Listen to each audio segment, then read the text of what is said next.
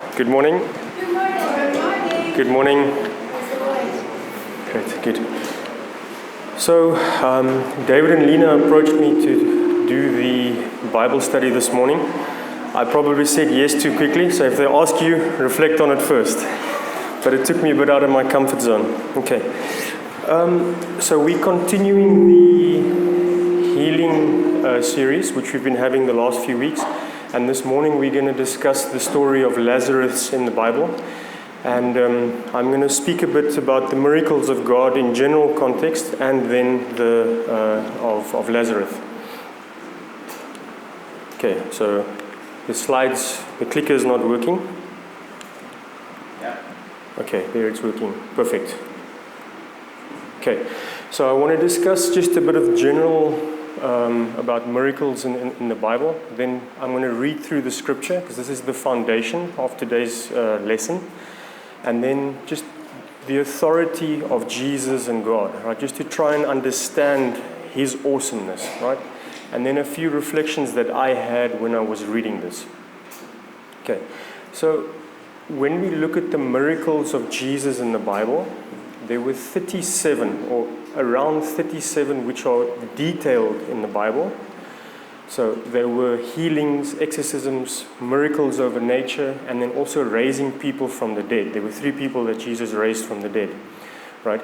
But it wasn't only 37 people, right? If you read in the other Gospels, and Jesus went about all Galilee, teaching in their synagogues, preaching the gospel of the kingdom, and healing all kinds of sickness and all kinds of disease among the people, right? So if you were there, you were healed, right? This is basically what it said, and it wasn't only the 37, right? So today we discuss the story of Lazarus, right? So it's probably the biggest miracle that Jesus performed, right? Because he was dead for 4 days already, right? And people witnessed it, people knew he was dead, people saw that he was dead, and then after 4 days, people saw that he was raised from the dead, right? And this is also where he says he is the resurrection and the life, right? So this is just a general context of miracles, right? So if the clicker wants to play with, oops, okay. So the idea is now to read the scripture, because this is, as I said, the foundation. I can't add anything onto this, right? So I'm going to read it, and for the translator, Jess, thank you very much. So, a certain man was sick, Lazarus of Bethany, the town of Mary and her sister Martha. It was that Mary who anointed the God with fragrant oil and wiped his feet with her hair, whose brother Lazarus was sick. Therefore the sister sent to him, saying, Lord, behold, he whom you love is sick. When Jesus heard that, he said, the sickness is not unto death, but for the glory of God, and that the Son of God may be glorified through it, right? Now, Jesus loved Martha and her sister and Lazarus. So when he heard that he was sick, he stayed 2 more days in the place where he was. Then after this, he said to the disciples, let us go to Judea again. The disciples said to him, Rabbi, lately the Jews sought to stone you there. Are you going there again? Right? So then Jesus said, so a couple of verses on, Jesus said to them plainly, because they were discussing, is he sick, is he dead, what's going on? And then Jesus said to them plainly, Lazarus is dead, and I am glad for your sakes that I was not there, that you may believe. Nevertheless, let us go to him, right? But he's talking to the disciples, so they've seen so much, and he's even telling them that you may believe, right? And then Thomas just basically said, let us go that we may die with him. He didn't reflect, he just said, okay, let's go. Okay, then Martha, as soon as she heard that Jesus was coming, went and met him, but Mary was sitting in the house. Now Martha said to Jesus, Lord, if you had been here, my brother would not have died. But even now, I know that whatever you ask of God, God will give you. Jesus said to her, your brother will rise again. Martha said to him, I know that he will rise again in the resurrection of the last day. Jesus said to her, I am the resurrection and the life. He who believes in me, though he may die, he shall live. and whoever lives and believes in me shall never die. Do you believe this? Right? She said to him, yes, Lord, I believe that you are the Christ, the Son of God, who is to come into the world. Right? So now the other part. Then Mary came to where Jesus was and saw him. She fell down at his feet and said the same thing. Lord, if you had been here, my brother would not have died. Right? So then Jesus, again groaning in himself, came to the tomb. It was a cave, and stone lay against it. Jesus said, take away the stone. Martha, the sister of him who was dead, said, Lord, by this time there's going to be a stench because it's already been 4 days. Right? And then Jesus said to her, did I not say to you that if you would believe, you would see the glory of God? Then they took away the stone from the place where the dead man was lying, and Jesus lifted up his eyes and said, Father, I thank you that you heard me, and I know that you always hear me, but because of the people who are standing by, I said this, that they may believe that you sent me. Notice there's also an authority linkage between the Son and the Father, you know.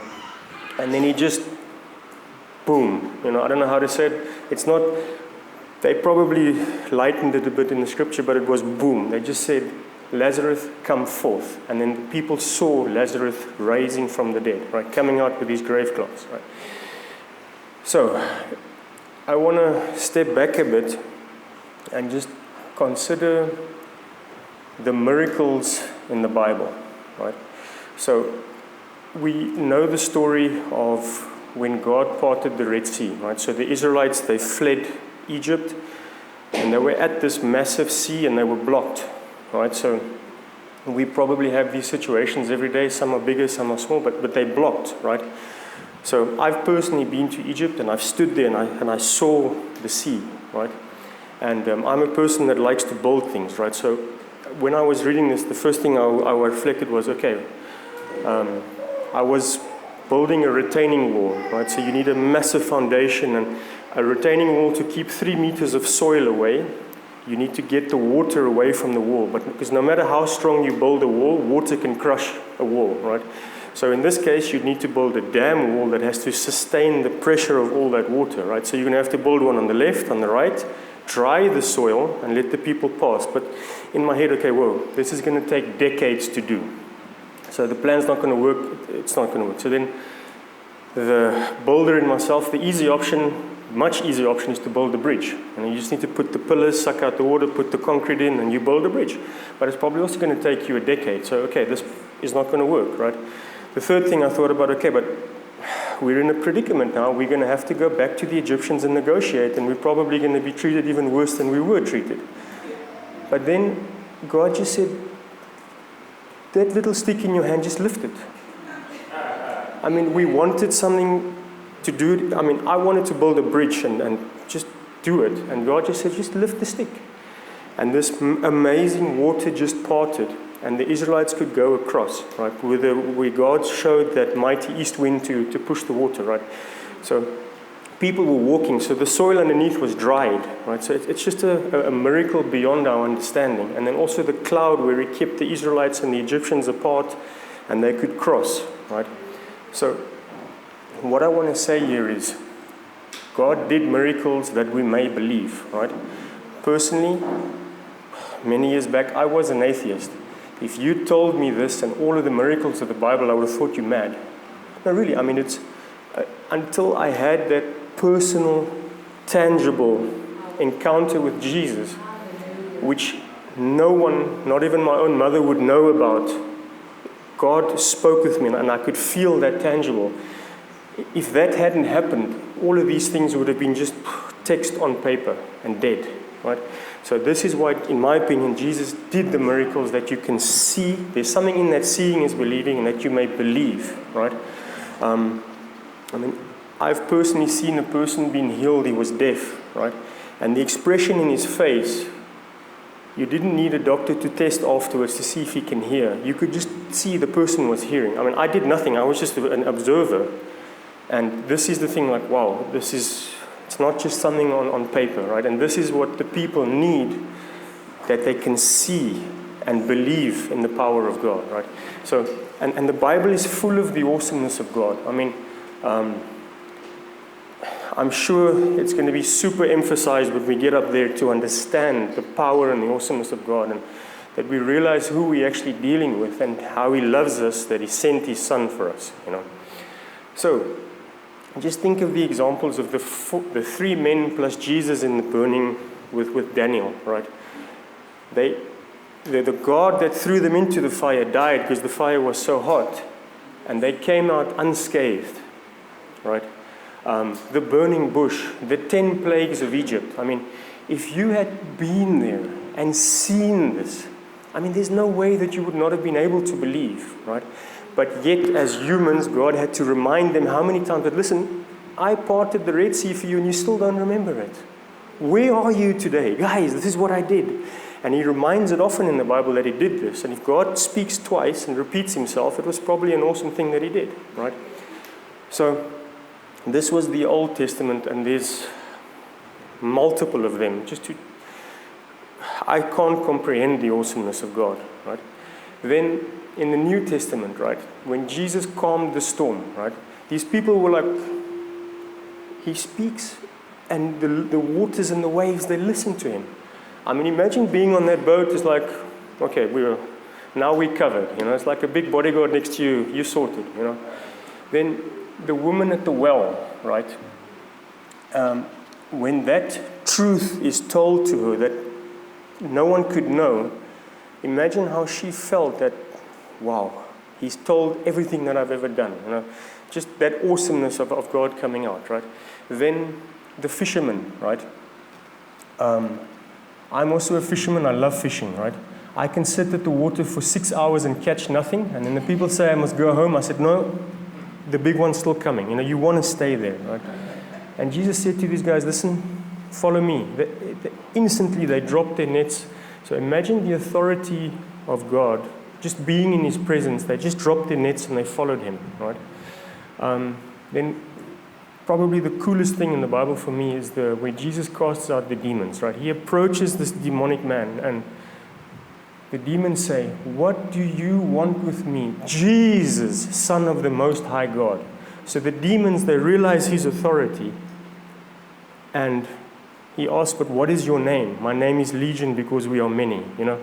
And then they beg Him, right? So they can see that who Jesus is, probably better than what we can, you know.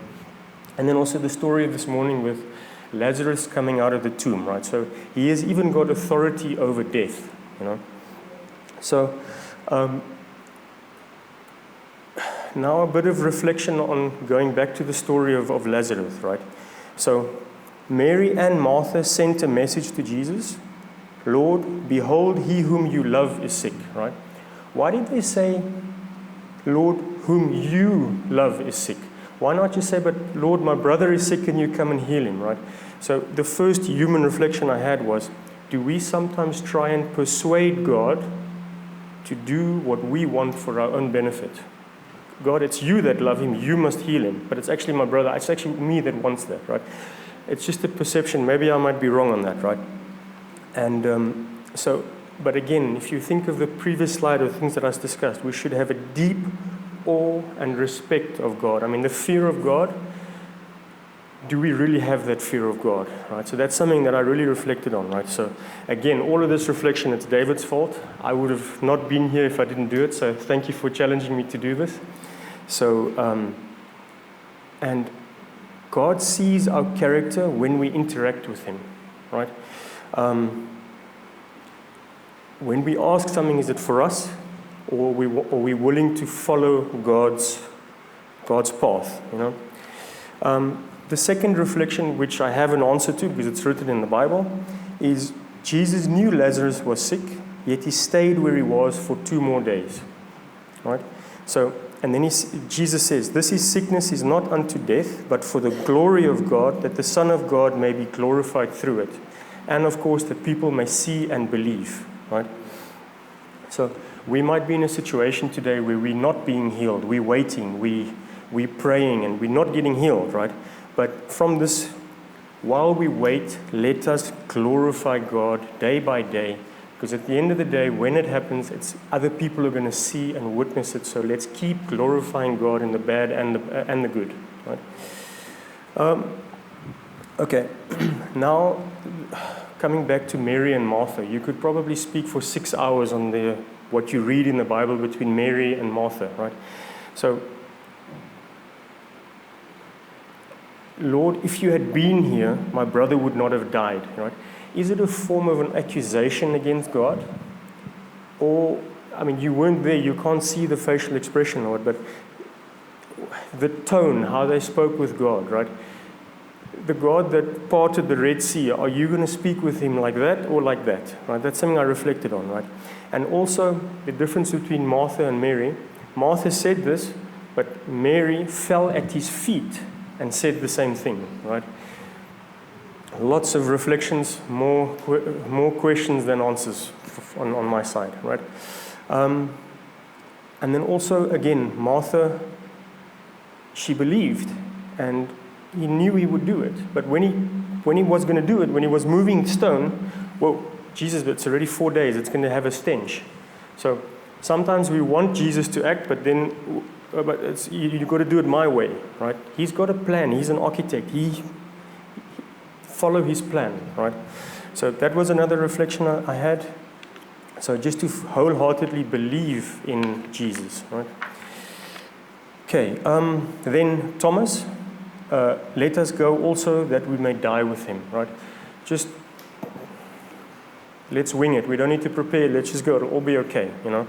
So sometimes do we overthink things, or do we just drop our nets and follow Jesus, right? So this is a reflection in all of our lives, in every situation we have, right? The last reflection that I had was Mary took a pound of very costly oil of spikenard and anointed the feet of Jesus, right? So this was after after Jesus raised Lazarus from the dead. So a question that I had in the human, you know, do we thank God just because he does stuff for us? Or are we always thankful to him? You know? Would she have done that if he didn't raise Lazarus from the dead, right? So let us be thankful to God in the ups and the downs, you know. So in a closing, right, just reflect on the awesome things that God did, right? The Red Sea, Lazarus, the fourth man in the fire, right? In the human, you can't explain that. But if you'd seen it, you would have believed it, right? So today in your own lives, also with healing or whatever problem you might be facing, right? You might believe that it's impossible, right? So you have the choice to build that bridge, or you can just drop your net and follow Jesus. Voilà. Good. Thanks.